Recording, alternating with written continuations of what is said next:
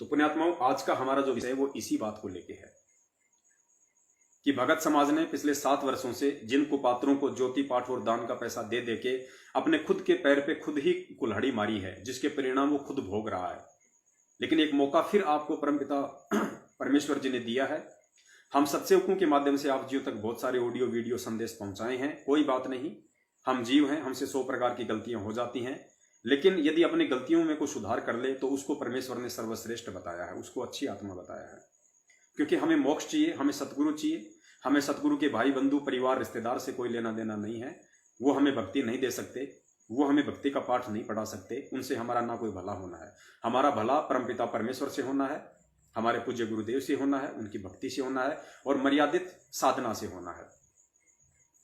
तो पुण्यात्माओं, हम लोग बहुत ठगा चुके हैं पिछले 7 वर्षों से इन काल एजेंट सतलोक आश्रम मैनेजमेंट हरियाणा वालों के हाथों, इनके ज्योति पाठ और दान के नाम पे। अब संभलो, महाविनाश का समय नजदीक है, युग परिवर्तन का दौर शुरू हो चुका है, विश्व युद्ध का आगाज हो चुका है। आने वाले समय में संकट ही संकट आएंगे, परेशानियां ही परेशानियां आएंगी, आंखों के सामने लाशें गिरेंगी, मौतें होंगी, कोई किसी को बचाने वाला नहीं बचेगा। जय गुरुदेव जी ने तो यहां तक लिखा है कि दूध पीते बच्चे को मां छोड़ के भग जाएगी अपनी जान बचाने के लिए।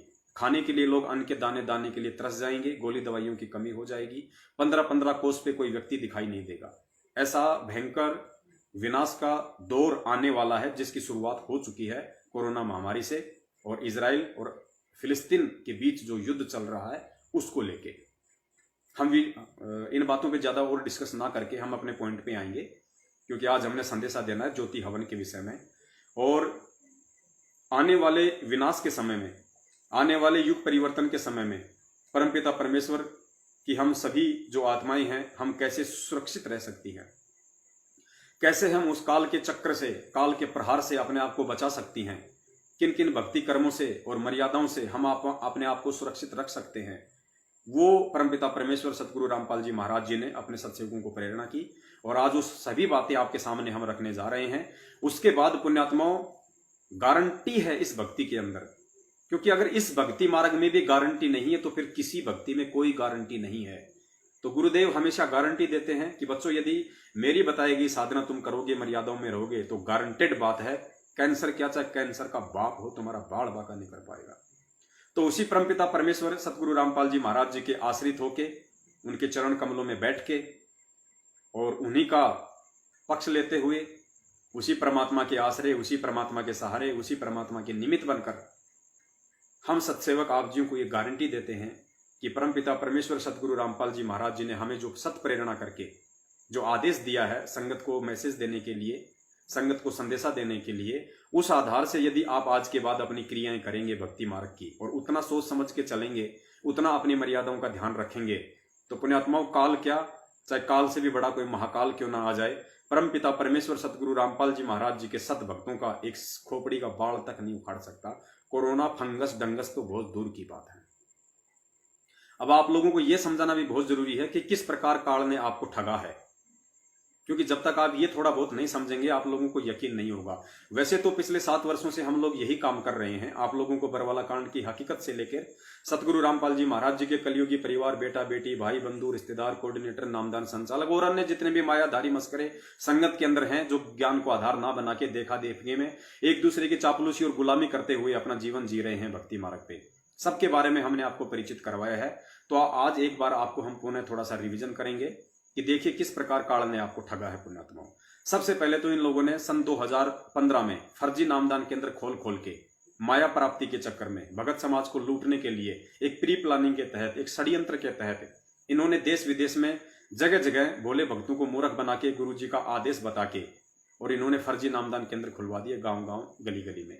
जबकि हिसार जेल में बैठे हुए संत गुरु रामपाल जी महाराज जी का 1% भी आदेश नहीं है आज तक, और ना ही इन लोगों को हो सकता है।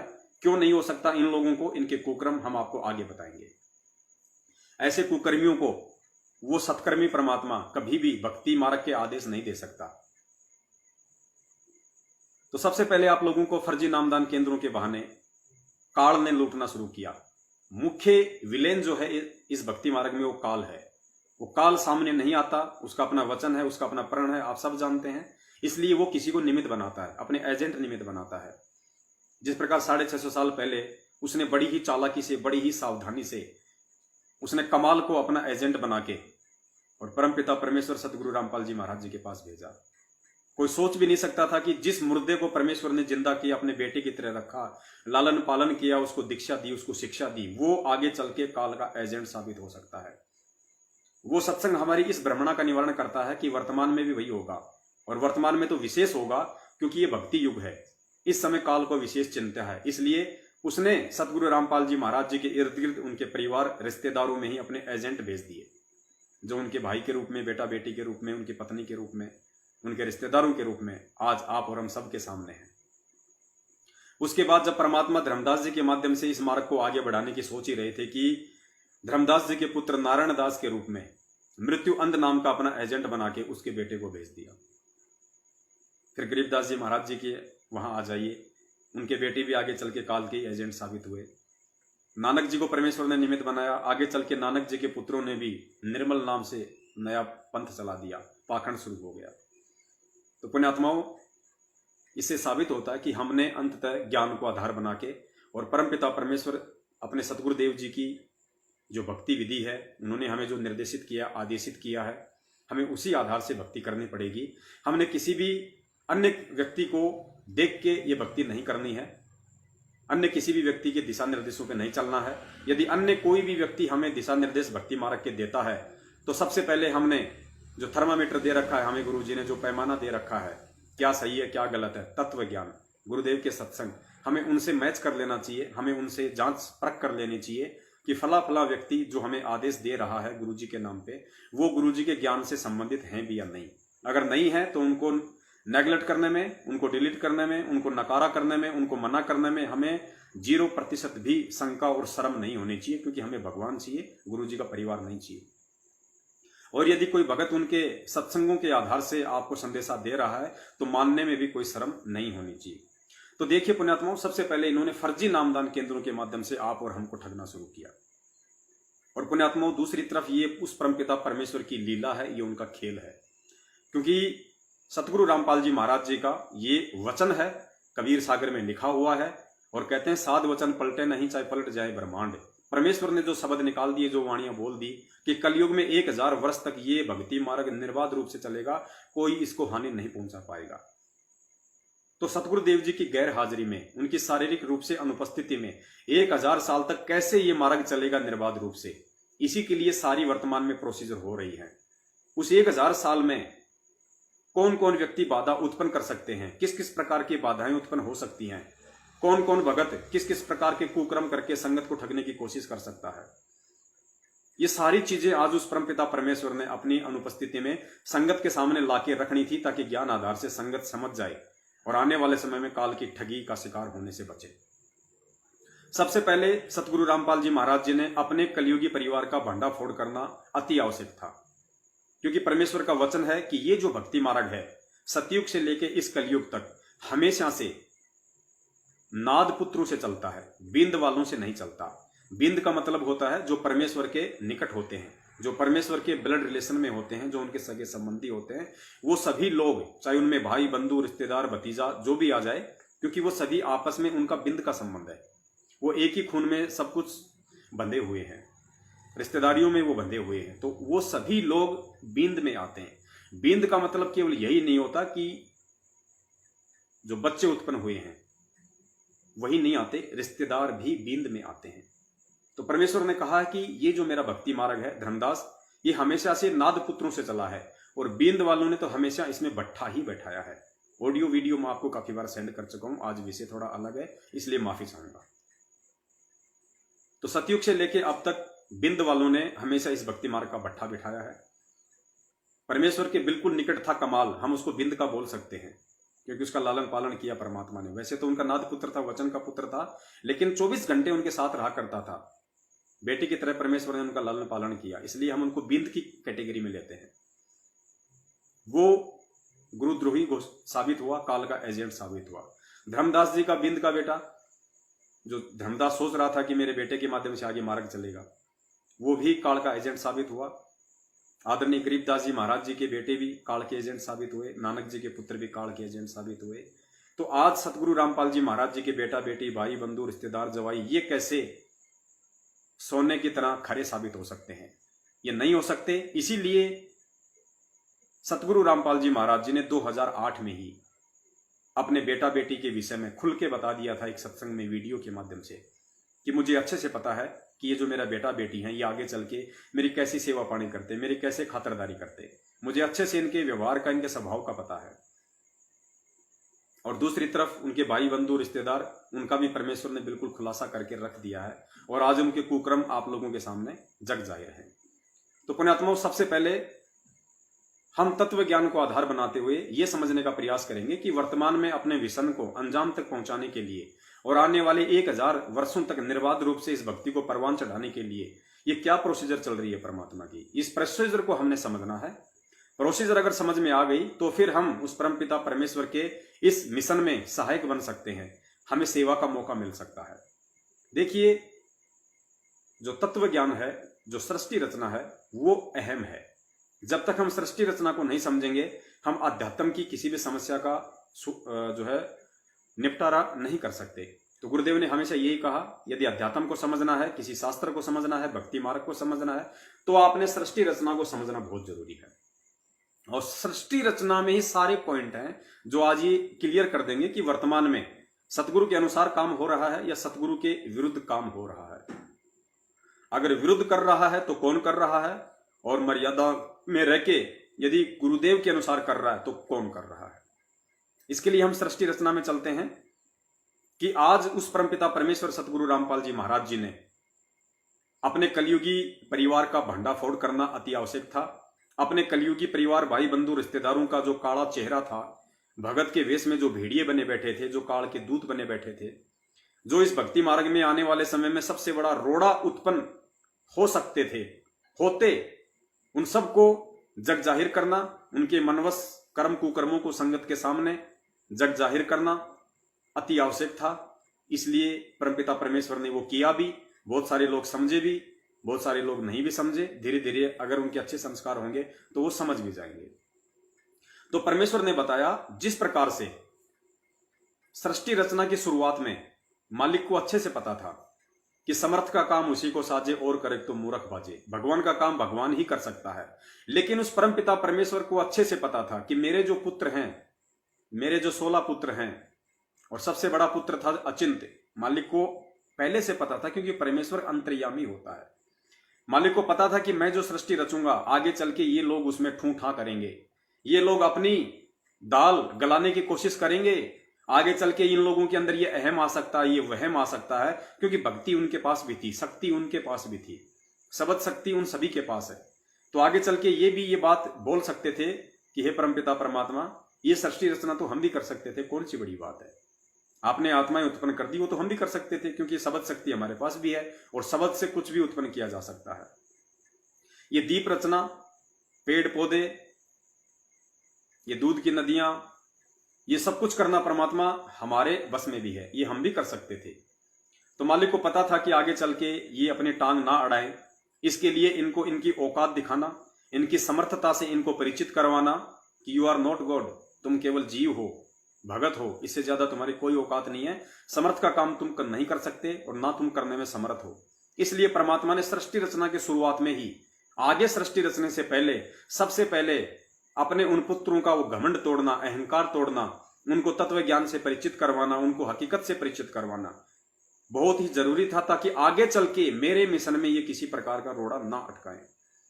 तो पुण्यात्माओं, सन 1994 से 2014 तक वो परमपिता परमेश्वर इंतजार करता रहा, वो देखता रहा अपने भाई बंधुओं को, परिवार को, बेटा बेटी को, रिश्तेदारों को, कोऑर्डिनेटरों को, मायाधारी मस्करों को, कि ये लोग कितना आगे चल के मेरे मिशन में सहयोगी बन सकते हैं और कितना रोड़ा अटका सकते हैं।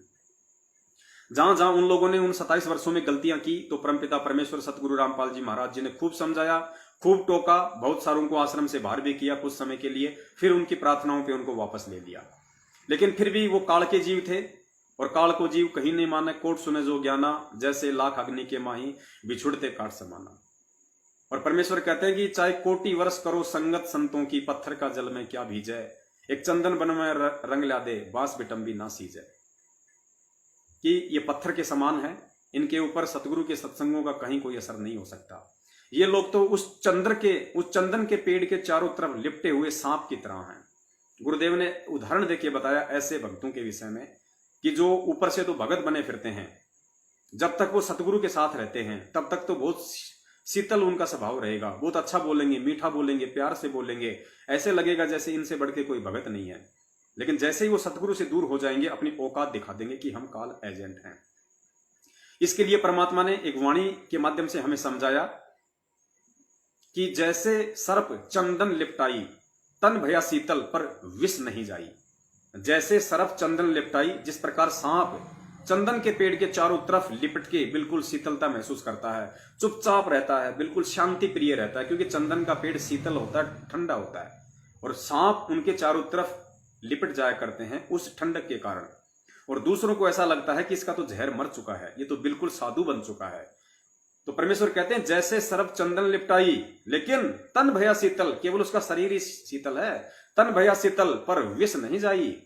जहर उसके अंदर ऐसा कैसा है, जैसे ही वो चंदन के पेड़ से दूर होगा अपना प्रभाव दिखा देगा, फुकार मारना शुरू कर देगा, जहर को उगलना शुरू कर देगा। तो ये स्थिति सन 1994 से 2014 से लेके आज तक सतगुरु रामपाल जी महाराज जी के बेटा बेटी भाई बंधु रिश्तेदार कोऑर्डिनेटर उनके परिवार वालों की थी है।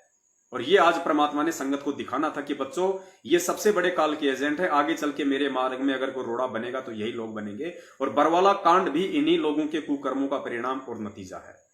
परमेश्वर तो भगत बनाने आते हैं, फिर ये कमांडो किसने बनाए? परमात्मा तो अपने भक्तों के हाथ में भक्ति का पाठ पढ़ा के हाथों में सुमरणी और माला पकड़ना सिखाता है, फिर उसी बरवाला कांड में उन भक्तों को कमांडो बना के उनके हाथों में डंडे, पत्थर, लठ, पेट्रोल बम और बंदूकें किसने पकड़ाई? क्या आपका बाप पकड़ाएगा? कभी नहीं। किसने पकड़ाई? इन्हीं काल एजेंटों ने। यही वो लोग हैं जो उल्टे सीधे बयान वहां पे मीडिया के सामने दे रहे थे। वही संत रामपाल जी महाराज जी का कलयुगी भाई महेंद्र, जब गुरुजी अंदर बैठे हुए आश्रम में, बाहर मीडिया को इंटरव्यू दे रहा है कि संत रामपाल जी महाराज जी आश्रम में नहीं है, हमने उनको स्वास्थ्य इलाज के लिए परसों हॉस्पिटल में शिफ्ट कर दिया। ये झूठ बोलने की आवश्यकता क्या थी? प्रशासन को भड़काने की आवश्यकता क्यों थी? पुण्यात्माओं, ये साबित करती हैं सारी बातें कि ये लोग ना तो उन्हें सतगुरु मान पाए, भगवान मानना तो कोसों दूर की बात है। और जिस कारण से उनके कुकर्मों के चलते, उनके मनवश आचरणों के चलते, उनकी मनमानियों के चलते आज हमारे परमपिता परमेश्वर सतगुरु रामपाल जी महाराज जी हिसार जेल में हैं और आज हम सब उनसे शारीरिक रूप से दूर हैं। और इसी बात का नाजायज फायदा काल ने उठाया, क्योंकि काल की कोशिश है कि इस मार्ग को नष्ट भ्रष्ट कर दिया जाए, सभी आत्माओं की मर्यादाएं तोड़वा दी जाए, ताकि आने वाले समय में इनकी रक्षा ना हो और मैं इनको आसानी से अपना निवाला बना लूं। और वही वर्तमान में हो रहा है। भक्ति करते करते भी जीव आत्माएं काल की भेंट चढ़ रही हैं, जबकि इस भक्ति मार्ग में संभव नहीं है। तो परमात्मा ने सृष्टि रचना के माध्यम से जिस प्रकार अपने पुत्रों को उनकी समर्थता से उनको परिचित करवाया, ताकि आगे चल के उस परमात्मा की सृष्टि रचना में किसी प्रकार का रोड़ा ना अटकाएं, ठीक इसी प्रकार गुरुदेव ने भी 1994 से 2014 तक और आज इन पिछले 7 वर्षों में हम सत्संगों के माध्यम से इनके हर एक कुकर्म को संगत में उजागर करवाया। राजनीति से लेकर आरक्षणबाजी, रक्तदान, देह दान, भक्तों का सोना उतरवाना, ये कुपात्र होकर ज्योति पाठ और दान का पैसा लेना, मनमाने तरीके से इन आश्रमों में पाठ प्रकाश शुरू करना, पुण्यात्मा उसका नतीजा आप सबके सामने है। विस्तार से आगे बात करेंगे। सुन लीजिए सबसे पहले कि जिस प्रकार कबीर परमेश्वर ने सृष्टि रचना के शुरुआत में ही अपने पुत्रों को उनकी समर्थता दिखाने के लिए जो खेल रचा था, आज वही खेल अगर ये सतलोक आश्रम मैनेजमेंट हरियाणा वाले और संगत वाले समझ जाएं, तो ये परमपिता परमेश्वर, वही कबीर परमेश्वर संत रामपाल जी महाराज आने वाले 1000 समय में जो भक्ति मार्ग चलेगा निर्बाध रूप से, इनको अपनी समर्थता से परिचित करवाया परमात्मा ने कि तुम्हारी औकात नहीं है, तुमने मेरे आदेशों के विरुद्ध, मेरी मर्जी के खिलाफ तुम लोगों ने इस भक्ति मार्ग को चलाने की कोशिश की, ठेकेदार बनके कि हम सब कुछ संभाल लेंगे। तुमने जगह जगह गांव गांव गली में नामदान केंद्र खोल दिए। तुम्हारे नामदान केंद्रों को संचालित करने वाले लोग आज दूसरे पंथों में चले गए। तुम्हारे नामदान केंद्रों को छोड़ छोड़ के तुम्हारे नामदान केंद्रों का विरोध शुरू हो गया। गांव गांव, नगर नगर में परमेश्वर के मर्यादित भक्तों ने ज्ञान को समझ के उन फर्जी नामदान केंद्रों का विरोध शुरू कर दिया। उन नामदान केंद्रों पे जाने वाली आत्माएं सच्चाई से परिचित हो गई कि आज से पहले तो हम लुट रहे थे, हम पिट रहे थे। जिस परमेश्वर ने कभी भी ना राजनीति करवाई, ना राजनीति उनके आसपास होती है, वो परमात्मा उस परमेश्वर के नाम से आज संगत में राजनीतियां करवा दी गई। कितने राजनीतिक पार्टियों को वोट डलवा दिए गए, उनका समर्थन करवाया गया, उनकी रैलियों में भक्तों को बैठाया गया, उस परमेश्वर के आदेश विरुद्ध, उनके ज्ञान विरुद्ध रक्तदान करवाया, देहदान करवाया। कितने कुक्रम पुण्यात्माओं नहीं गिनाए जा सकते। इन 7 सालों में कोई हजारों आदेश इन्होंने गुरुजी के ज्ञान विरुद्ध संगत में पारित किए हैं और उन लोगों की मर्यादाएं तोड़वाई। ये ऑटोमेटिक सिस्टम है परमेश्वर का। जब आप गुरुजी के विधान के खिलाफ चलोगे तो ऑटोमेटिक आपका कनेक्शन उस परमेश्वर से डिस्कनेक्ट हो जाता है। उसके बाद आपको लगेगा कि मैं भक्ति कर रहा हूं, मैनेजमेंट जो आदेश दे रहा है वो गुरुजी का आदेश है, मैं उसके आधार पर चल रहा हूं, लेकिन आप तो दूर हो चुके हैं परमात्मा से। अब आपको वही मिलना है जो आपका संस्कार है। और यही कारण है कि कोरोना से जिन सैकड़ों से ऊपर हमारे भगत भाई बहनों की मौत हुई है, जवान भाई बहनों की, 30-30 साल के शादीशुदा हमारे भक्तों की मौतें हुई हैं। बताइए, वो बहन विधवा हो गई, जबकि परमेश्वर का विधान है कि जिस घर में सत भक्ति होगी, जिस घर में सही भक्ति चल रही होगी, तो बहन कभी विधवा नहीं हो सकती। बहन कभी विधवा नहीं हो सकती। तो पुण्यात्माओं, ये क्यों हो रहा है? वो 30-30 साल की, 40 साल की, कुछ दिन पहले आपने ऑडियो सुनी होगी, एक करौथा गांव का धर्मवीर या धर्मेंद्र नाम का एक भगत है जो बचपन से गुरुदेव के साथ रहा करता था। 30 साल की उम्र थी, शादीशुदा है, बाल बच्चे हैं। अभी कुछ दिन पहले वो कोरोना से मर गया। बताइए, उस घर में कहां भक्ति थी? वो भक्ति जरूर कर रहे थे, लेकिन वो मर्यादाओं में नहीं थे। उन्हें लगता था कि हम भक्ति कर रहे हैं, हम गुरु जी के ही आदेशों का पालन कर रहे हैं। जाटों के आरक्षण में जाना, रक्तदान करना, देहदान करना, कभी भूपेंद्र सिंह हुड्डा को वोट डालना, कभी मोदी को वोट डालना, कभी राहुल गांधी को वोट डालना, कभी जेजेपी को वोट डालना। उन्हें लगता था कि हम गुरु जी के ही आदेशों की पालना कर रहे हैं, लेकिन उनका मनमाना आचरण नहीं चलेगा। गुरु जी के क्या आदेश है, ये गुरु जी के संविधान से पता चलेगा, गुरु जी के सत्संगों से पता चलेगा। आप अगर गुरुदेव के परिवार से मालूम करने की कोशिश करोगे, गुरुदेव के भाई बंधु बेटा बेटी से अगर ये मालूम करने की कोशिश करोगे कि क्या सही है क्या गलत है, आप जिंदगी में इस परमेश्वर को और इसके भक्ति मार्ग को नहीं समझ पाओगे। हमेशा धोखा ही खाओगे, और वो धोखा वो आत्मा खा रही है। तो देखिए किस प्रकार परमपिता परमेश्वर ने सृष्टि रचना के माध्यम से क्लियर किया। ये आप लोगों को समझना होगा इस बात को कि आज वही स्थिति चल रही है इस मार्ग को आगे निर्बाध रूप से चलाने के लिए।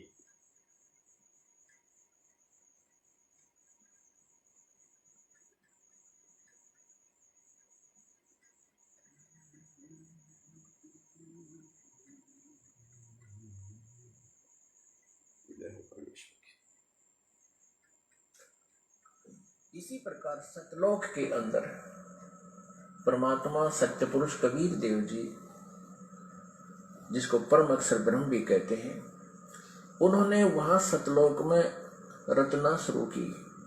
ध्यान से, एक वचन से 16 द्वीप बना दिए, 16 द्वीप,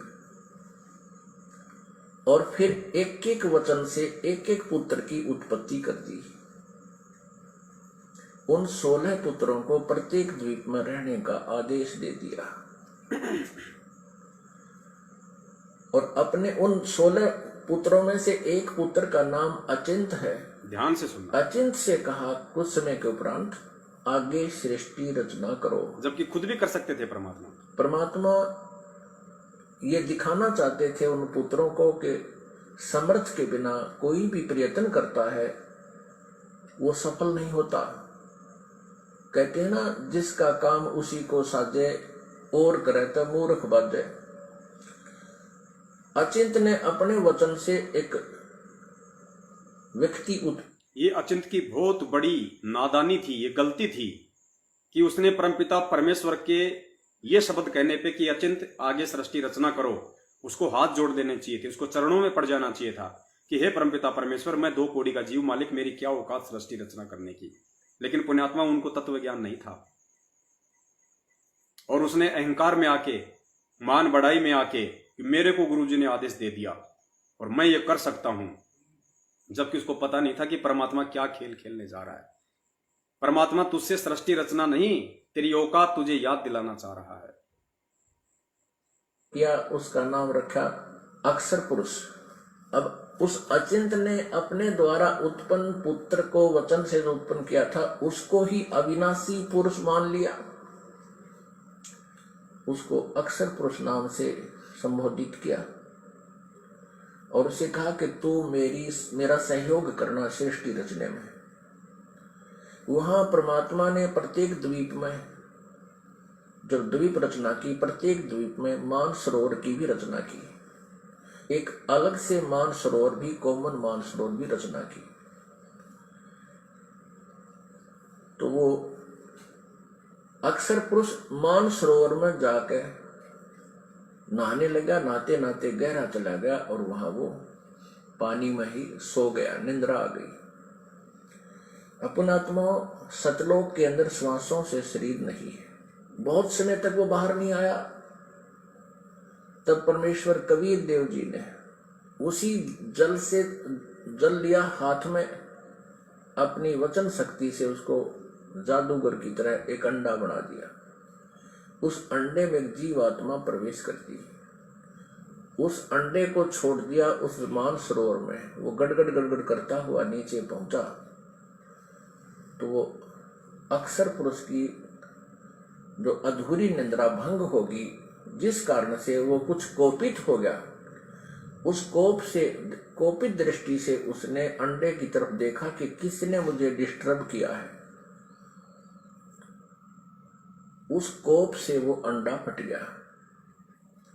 आगे बिल्कुल ध्यान से सुनना। परमात्मा ने स्पष्ट रूप से कहा है कि समर्थ का काम उसी को साजे और करे तो मूर्ख बाजे। ध्यान से सुनना। परमेश्वर क्या कह रहे हैं उसको, अंचित को, कि तेरी औकात तो इतनी भी नहीं थी कि तू तेरे ही पुत्र को, जो तूने अपने शब्द से उत्पन्न किया अक्सर पुरुष, और जो मानसरोवर में जाके सो गया, नींद आ गई, तेरी तो इतनी भी समर्थता नहीं है तू उसको भी नींद से जगा सके। वो काम भी मुझ कबीर को ही करना पड़ा। ध्यान से सुनना पुण्यात्माओं, ये सृष्टि रचना का शुरुआती पॉइंट है। एक एक चीज पे हमें गहनता से विचार करना है। सृष्टि रचना का मतलब ये नहीं कि हमको कहानी याद हो गई, समझ में आ गई। अंडा दो भाग हो गया, उसमें से ये ब्रह्म निकला। अब याद रखना, क्योंकि पुण्यात्मा, जब तक आप इस इतिहास से परिचित नहीं होगे, सृष्टि रचना से, आप किसी भी सदग्रंथ को नहीं समझ सकते। तब परमेश्वर ने आदेश दिया उन दोनों को कि तुम बाहर आओ। अचिंत पुरुष तुम निद्रा में थे, ना वो अक्सर पुरुष तुम निद्रा में थे, तुम्हें जगाने के लिए ये सब प्रोसेस अपनाया है, तुम बाहर आ जाओ। अब देखना दोनों बाहर आएंगे। परमेश्वर उनको क्या कहेंगे। अब परमात्मा ने अचिंत से कहा कि अचिंत, अब देख लिया। परमात्मा ने अचिंत से कहा कि अचिंत, देख लिया ना। क्या देख लिया? सुनिए गुरुजी क्या बोल रहे हैं। जब तक आप इस इतिहास से परिचित नहीं होगे, सृष्टि रचना से, आप किसी भी सदग्रंथ को नहीं समझ सकते। तब परमेश्वर ने आदेश दिया उन दोनों को कि तुम बाहर आओ। अचिंत पुरुष तुम निद्रा में थे, ना वो अक्सर पुरुष तुम निद्रा में थे, तुम्हें जगाने के लिए ये सब प्रोसेस अपनाया है, तुम बाहर आ जाओ। ध्यान से सुनना। दोनों बाहर आएंगे। अब परमात्मा ने अचिंत से कहा कि अचिंत, अब देख लिया तूने, समर्थ के बिना कोई कार्य सफल नहीं होता। अब तू तो इसको बाहर भी नहीं निकाल सकता था। और आगे से ध्यान रखना कि बीच में टांग अड़ाओ मेरी क्रिया में, मेरी क्रिया में बीच में, इसलिए तुम्हें तुम्हारे सामर्थ्य से परिचित कराया है। तुम्हारे सामर्थ्य से परिचित कराया है।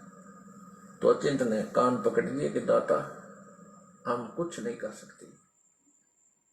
पुण्यात्माओं, अचिंत ने तो कान पकड़ लिए, लेकिन ये आज तक कान पकड़ने को तैयार नहीं है। ये काल एजेंट, सतलोक आश्रम मैनेजमेंट वाले आज तक अपनी गलती को स्वीकार करने को तैयार नहीं है। जिन 5 मौतों का मुकदमा जो बरवाला कांड में हुई, सतलोक आश्रम मैनेजमेंट हरियाणा के कुकर्मों के चलते, गुरुजी के आदेशों के विरुद्ध इन्होंने अहंकार में आके, मान बढ़ाई में आके, भक्तों को कमांडो बना बना के उनके हाथों में हथियार दे दे के जो पुलिस वालों से लड़वाने के लिए खड़ा कर दिया था, जिसके चलते पुलिस आश्रम में एंटर नहीं हो पा रही थी और दोनों में झगड़ा हुआ, हमारे 5-6 भाई बहनों की मौत हुई। उन मौतों का मुकदमा हमारे पूज्य गुरुदेव जी पे लग गया, जिनका कोई कनेक्शन भी नहीं था। और झगड़ा कराने वाले आज तक फरार हैं, संगत को लूट रहे हैं, भगोड़े बन के घूम रहे हैं। लेकिन आज भी ये लोग कोर्ट में जाके अपनी गलती स्वीकार नहीं कर रहे कि भैया बरवाला कांड में जो 5 मौतें हुई हैं, जिनका मुकदमा आपने संत रामपाल जी महाराज जी पे मर्डर का लगा रखा है, उसके जिम्मेदार वो नहीं, उसके जिम्मेदार हम हैं। आज ये लोग अपनी उस गलती को भी स्वीकार नहीं कर रहे हैं।